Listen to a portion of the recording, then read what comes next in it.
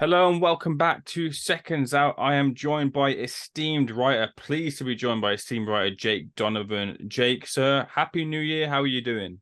I'm doing very well. Happy New Year to you as well. Really appreciate the opportunity to be on this podcast, man. Thank you so much for having me. No worries, it's a complete pleasure. Let's jump straight into the boxing. Jake, Davis versus Garcia this weekend. Mhm. Not the Davis Garcia we want just at the moment, but Right. heading into potentially what will be a showdown with Ryan Garcia later this year. But what challenges do you believe Hector Luis Garcia poses to Gervonta this weekend? It could have seemed that maybe a easier option might have been on the table for Gervonta though as well. Yeah, absolutely. I said this from the moment the fight was announced. Well, actually, from the moment we learned that Gervonta Davis was going to be fighting Ryan Garcia, which is supposed to be happening later this spring. Once they announced that and they said they were going to take stay busy fights, I expected complete cans. Maybe we get Gervonta back off pay-per-view and on Showtime, but maybe he fights a complete walkover. And I would have been fine with that. Like just get him in the ring, arouse interest, and then they go straight into a fight. It's been done, several times in the past. So when he picked a guy who's on the short list for 2022 Fighter of the Year, who's undefeated, just won his first world title, and can make you look really, really bad in the ring, as Chris Colbert and Roger Gutierrez learned the very hard way.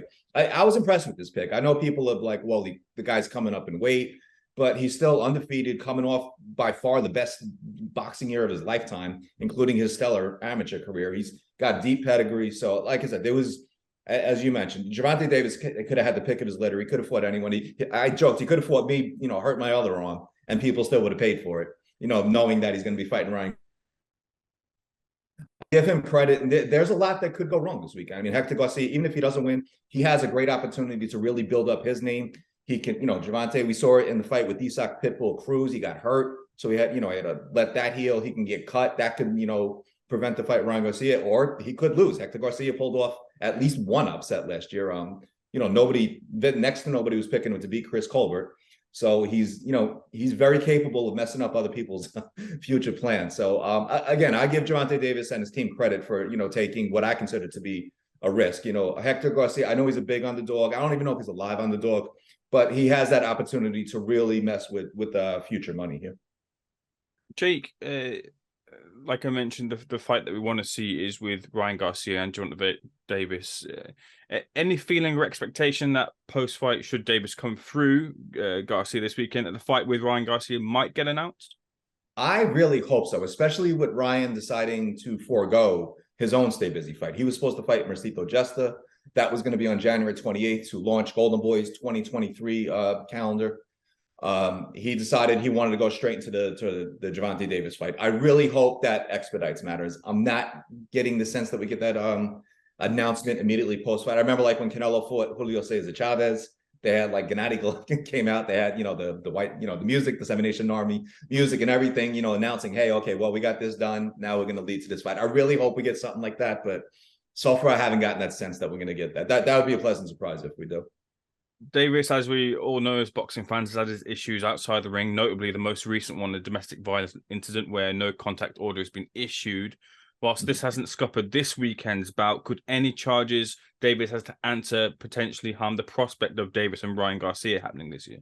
So I've always said this, even when he had the other trial, there was the incident from Super Bowl weekend in 2020. Those charges originally got vacated. But I always said, like, even with that on the table, the one that concerns me most is his case in Baltimore, because that's the one his legal team has tried to resolve. There was a point where his team and the prosecution even agreed on a plea arrangement, but the judge decided it didn't fit what, that they felt was, it didn't feel like, it needed more punishment, that they want to see, they don't want any plea agreement that doesn't include jail time. So that's the one I'm kind of keeping my eye on. And that's why I'm hesitant that they even announced the fight this weekend, because that trial's in mid-February, unless they can somehow get that delayed to later in the year. And it's already been pushed back 2 months as it is. I mean, it's not a boxing fight. You can't just, reschedule a trial. It's like, that's up to the courts, and, the legal teams have to get together on that.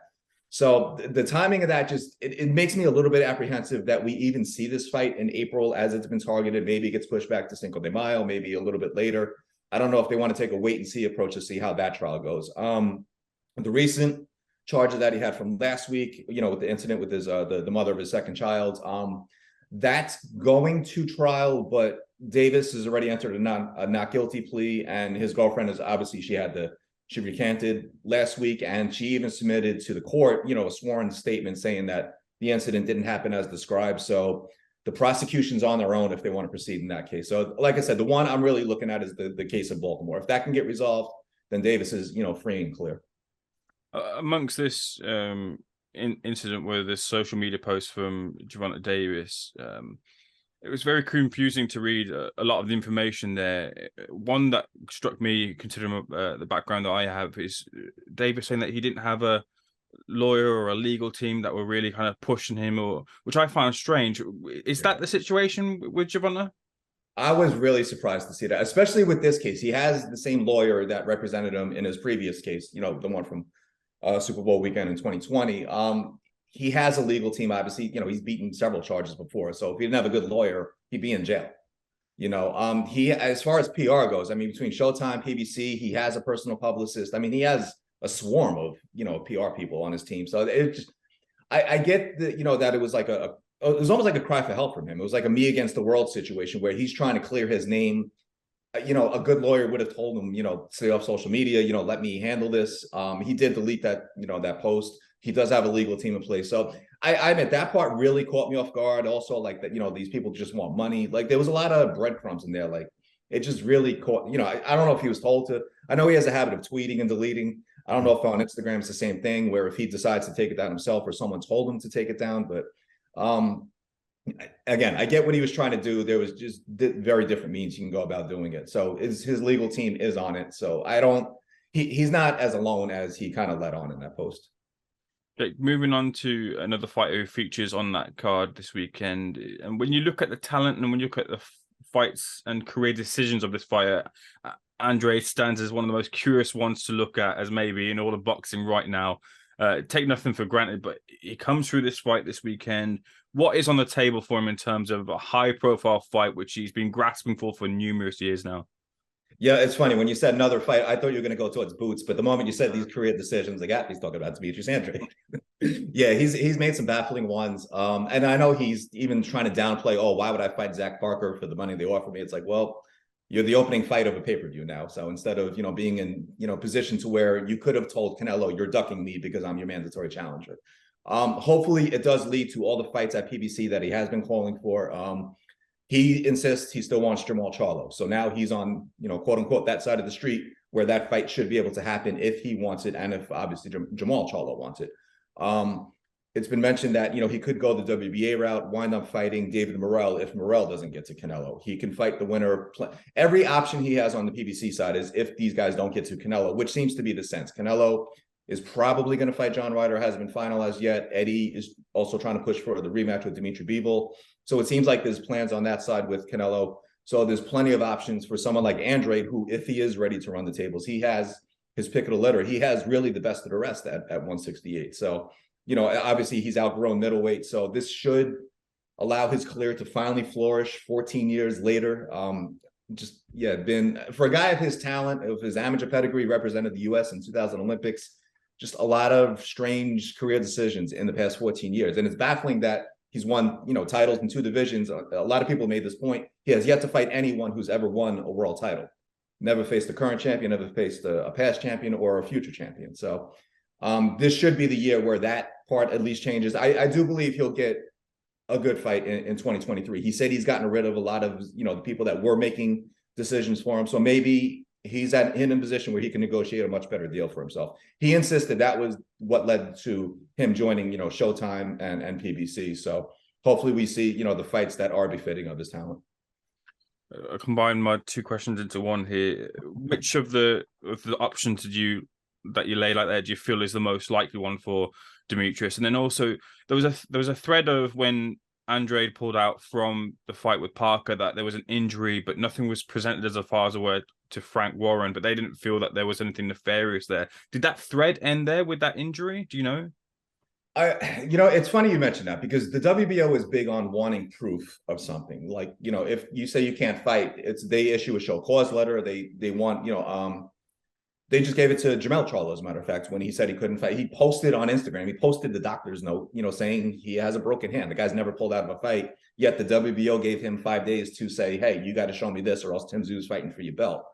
I never saw that notification with Andrade, but I did find it interesting that the fight wasn't immediately revisited. That instead of rescheduling, allowing Frank, well, he paid for it, so allowing him to reschedule Andrade Parker, they went back to, well, now you got to fight Janibek and defend your middleweight title, or else vacate that. And obviously, that was the route where he wound up relinquishing that title. Then, once it went back to the first bid for the Parker fight, he no longer had match room. There was no competition, and Frank obviously, got Zach Parker in the position he did. Zach Parker couldn't live up to his end. But I did find it, odd that there was like no demand for paperwork. Maybe the WBO got what they needed at the time and, just allowed him to rest. But I think they got the sense he wasn't going to be available. Maybe that's just why they never rescheduled it. They said, look, we gave you a shot at avoiding your middleweight mandatory. You messed this up. Now you got to go back and revisit it.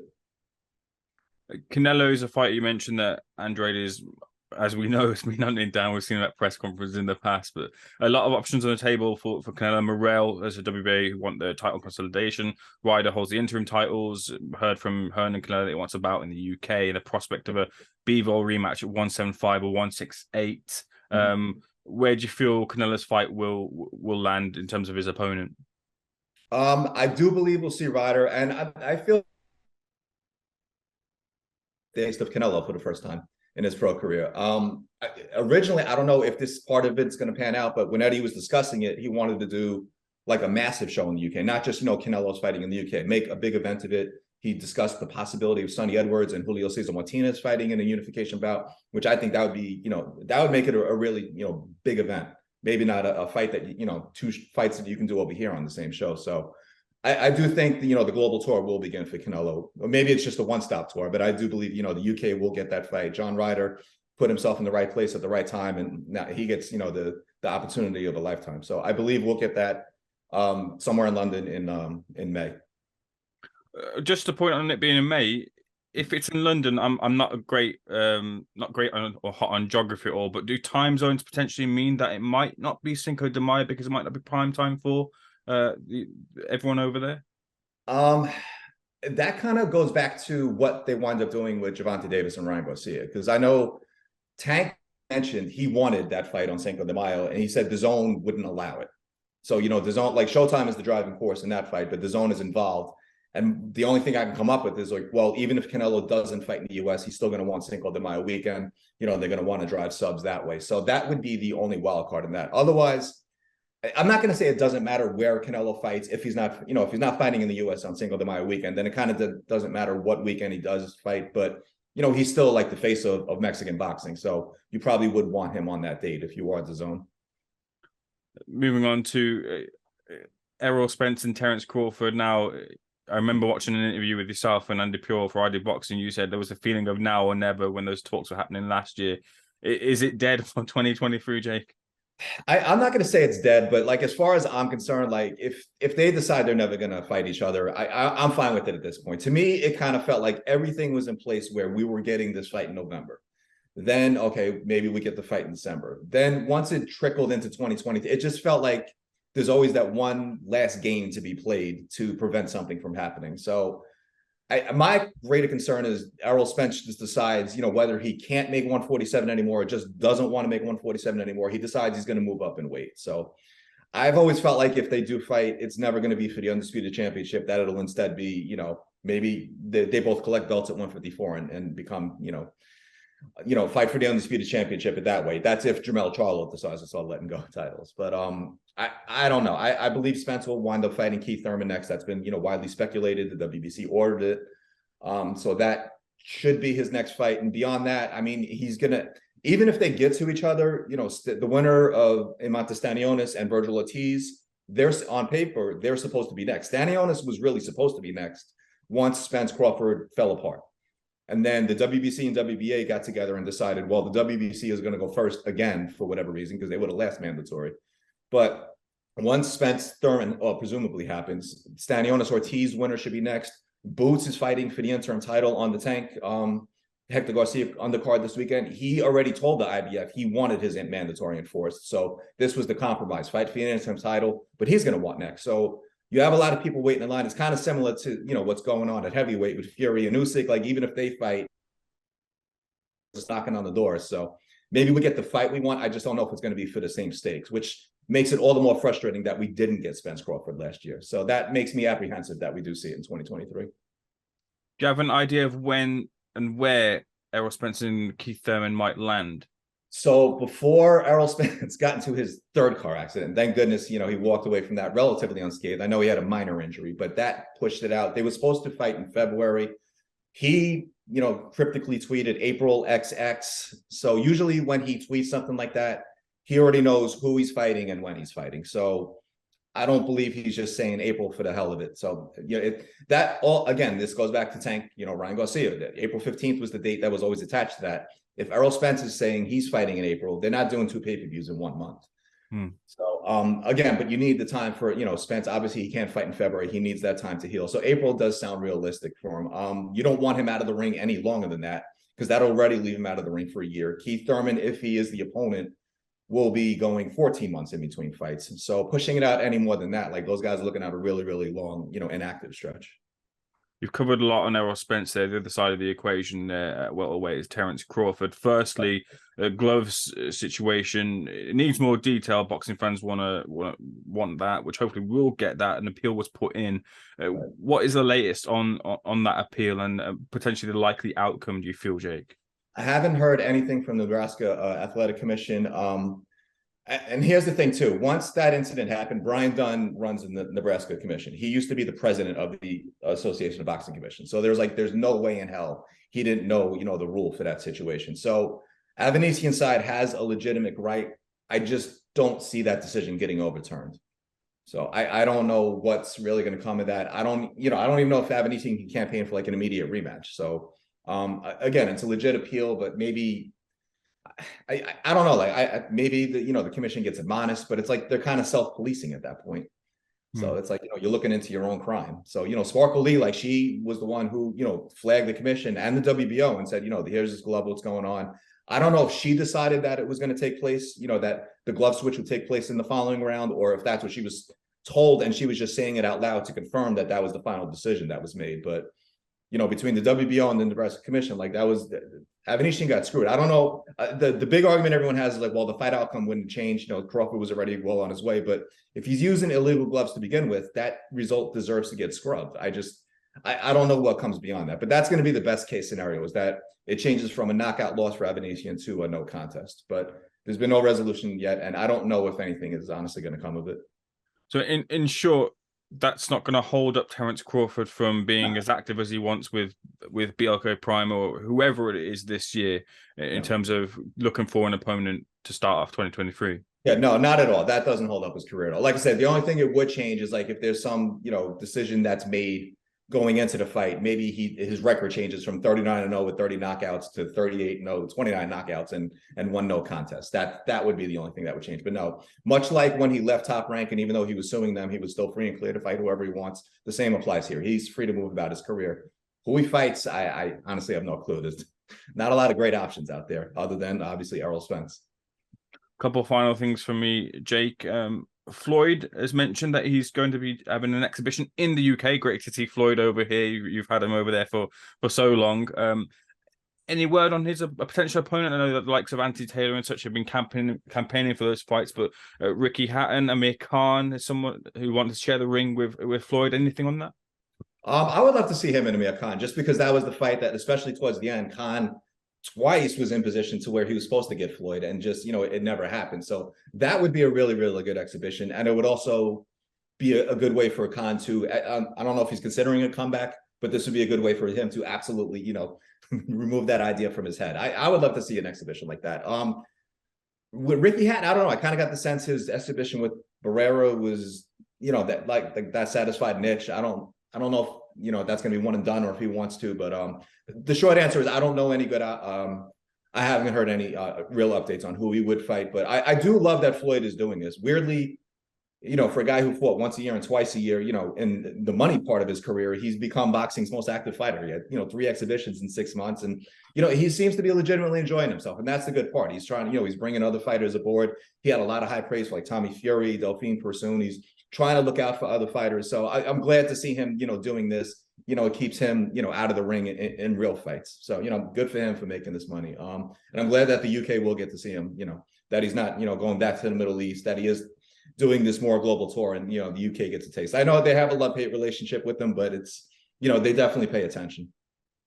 For sure, and a lot of fighter that fans pay a lot of attention to, especially right now, is Anthony Joshua, he's currently I believe he's currently in the US, looking to solidify his choice on a trainer. Eddie Hearn has announced that he wants a 3-fight plan to rebuild or gain momentum back with Anthony Joshua. Firstly, Jake, what have you made of the trainer search? We've seen him with Derek James. It seems that might be the likely choice here. I don't know. Look, you guys obviously know AJ way better than I do. I know him as a fighter. He's always very cordial whenever I interview with him, but I don't know him on that personal level. But the sense I always got is like, it doesn't matter who's around him. AJ's mind just functions the way it does. And like, there's nothing physical that needs to be fixed. To me, everything that needs to be fixed with AJ is in between his ears. So I don't know if any trainer, look, Robert Garcia is a no-nonsense trainer. Derek James isn't on that. Anyone he's looking at, those guys can break you down and rebuild you.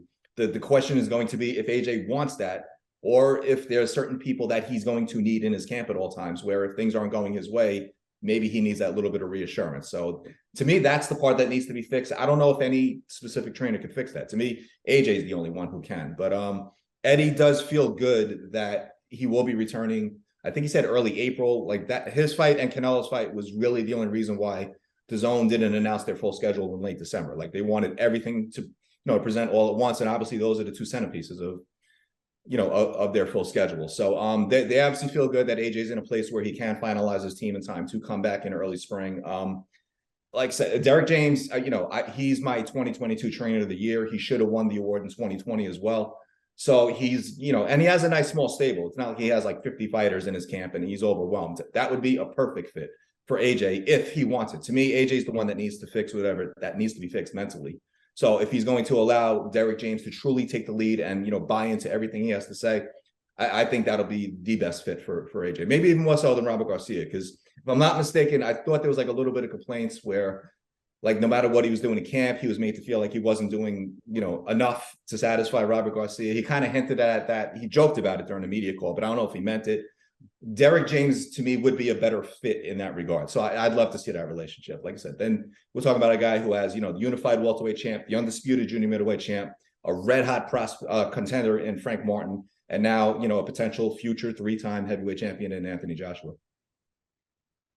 Of the 3-fight plan Eddie mentioned, he said that Fury Wilder is pretty much nailed on, or hopefully nailed on for that now. Whether you're a writer, a boxing hardcore, more of a relaxed fan, you might be fatigued of hearing such statements.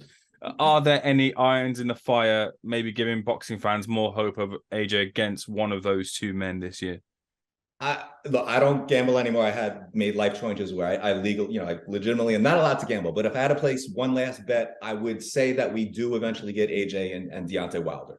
Okay. I just don't know about Fury. Fury, like he could retire before the Usyk fight. He could retire right after the Usyk fight.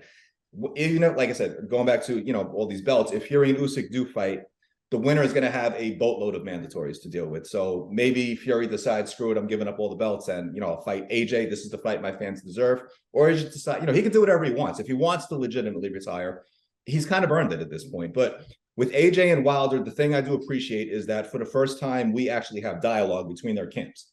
Shelley Finkel and Eddie Hearn have both acknowledged that there's been productive conversations. That's a step that we never had in the past. So when they were both saying, this guy don't want it, that guy don't want it. Now that it's not even that they both believe they need it. It's a fight that they both want. And it's a fight that doesn't have a past sell date. It doesn't matter what's at stake. It's if Fury, Usyk, and Wilder AJ took place on the same night, I would watch Wilder AJ. I think a lot of fans would feel, just from a pure action standpoint, that just seems to it's always going to be the sexier fight. So that's why I say I do believe we will eventually get that. Why now do you feel? Why is the time right now, do you feel, for those two to come together and those dialogues to open to finalize that fight? So when Deontay Wilder decided to return to the ring, I think he had a specific plan in play. I don't know if he cares about regaining a belt. He thought he was going to get the Usyk fight. Usyk, kind of broke his promise in that regard. But beyond that, I don't know if he cares about becoming a champion. There's certain things he just wants to do before he decides, okay, now is going to be the right time to finally call it a career. It seemed like he was at that place, but then he decided, let's give it one more go. I don't know if like the unveiling of the statue in Tuscaloosa, just kind of, you know, triggered emotion saying, you know what, I owe my fans a little bit more. But I think once he decided to come back, maybe go back and revisit that, you know, some unfinished business. And honestly, a fight with AJ is probably his only piece of unfinished business as far as I'm concerned, because a lot of people are already saying they'll probably put him in the Hall of Fame. You know, he's arguably the most explosive heavyweight puncher of all time. You know, his knockout rate is phenomenal, 10 title defenses. He's led an amazing career, has hundreds of millions of dollars in the bank. So he doesn't need to fight. So like, this is something that would really arouse that passion. And, you know, we talk about fatigue, even if he becomes the WBC mandatory again, I know their third fight was fight of the year. Do we really, how many people are going to want to see the fourth fight? You know, it's like the interest dropped from the second to the third fight. I don't know if we can get to, you know, Fury Wilder 4. But there's always going to be interest in that AJ fight. And I think Wilder is genuinely interested in it as well. So once he's interested in it, then his team has to, you know, make that next move. So I think he kind of always did want it, but maybe the business part of the sport just kind of frustrated him, you know, in the past to where he didn't want to fully explore it. But now it's at a point where they both, you know, can make the fight happen. Jake, could that potentially come at the expense of Wilder versus Ruiz? That's a good, I'm not getting any clear answers on that. It's and again, we go back to like the WBC ordered it. They're both with PBC. It's a fight. Like I said, if Canelo's fighting abroad, Wilder Ruiz is a perfect Cinco de Mayo fight, but we're just not getting any updates on, you know, they both keep talking about like, who do you want to see me fight next? It's like, well, go fight the guys that, you know, they told you who you have to fight next. It's an easy fight. So that part of it always frustrates me, but, and it's weird because I guess it's a kind of a fight that maybe benefits Ruiz a little bit more. I mean, he could fight Fury just straight away if he wanted to, if Fury doesn't fight Usyk. But, you know, Ruiz beating Wilder like validates that, you know, he wasn't just a one-hit wonder. And then he absolutely, you know, he's going into his third title shot with a lot of momentum. So I don't know if it does benefit Wilder, you know, for all the reasons we mentioned. Like, even if he wins, like, so what if he becomes WBC mandatory? He can fight whoever he wants. But he's going to have to fight somebody in between. He's not going to want to wait a year for AJ. And I know Eddie said he would love to do, you know, once AJ gets this April fight out of the way, maybe Wilder gets moved up from third to second. I don't know if it happens that quickly. But in a perfect world, we do get, you know, AJ fights whoever he wants. Wilder Ruiz happens in May. And then we get that. To me, that would create this really, really big super fight in the fall, no matter the stakes. Jake, final thing from me then. Last thing is the undisputed heavyweight fight. We're hearing it's going to land in March. Tyson Fury versus Oleksandr Usyk. Is it close to being over the line? As far as I know, yeah, everything's trending in that direction. You know, like I said, I don't know if Frank Warren is just, you know, playing gamesmanship. He's a Hall of Fame promoter, so the guy knows what he's doing. They all seem to be pretty, you know, they feel pretty good about that fight happening. So I do believe, I don't know if it's going to be March, if that's quickly. I know the schedule is becoming very crowded, so you got to pick the right spot. But if I had to guess, yeah, like late winter, early spring, somewhere in the Middle East. Jake, we'll leave that there. It's been a pleasure speaking to you. Looking forward to speaking to you again. Should have reached out sooner, I should have, because been really good speaking to you. But thank you so much for speaking to Seconds Out. We'll speak soon. No, my pleasure. Thank you again for having me on. I'm really looking forward to the next time. Appreciate it, sir.